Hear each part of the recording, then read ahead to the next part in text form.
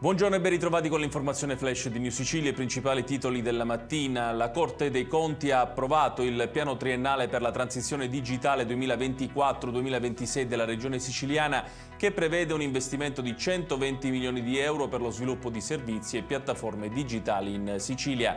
Ad annunciarlo è stato il Presidente della Regione Renato Schifani. È fondamentale per la Sicilia che lo Stato intervenga e tolga le competenze che la Regione non sta esercitando, dalla gestione dell'acqua a quella della sanità e delle strade. L'autonomia regionale è un esperimento fallimentare per i siciliani. Questo è il duro attacco di Carlo Calenda, che è a Catania, prima tappa di un tour sull'isola del leader di Azione. Un team di legali incaricato dalla Fondazione Gaetano Costa sta lavorando alla riapertura delle indagini sulla morte del procuratore avvenuta il 6 agosto del 1980 in via Cavour a Palermo.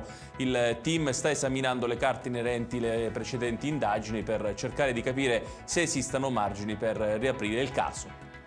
È di 15 persone intossicate dal fumo e tra questi anche una neonata il bilancio di un incendio divampato in via Santa Maria di Gesù a Palermo la scorsa notte.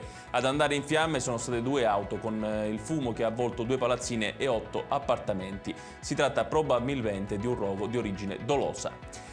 Operazione della polizia che ha sgominato un'organizzazione criminale di stampo transnazionale specializzata nel traffico di migranti. Il sodalizio operava tra Bangladesh, Libia e Italia, sfruttando la collaborazione di trafficanti libici. Arrestati 2 fratelli bengalesi, uno dei quali era un vertice dell'organizzazione.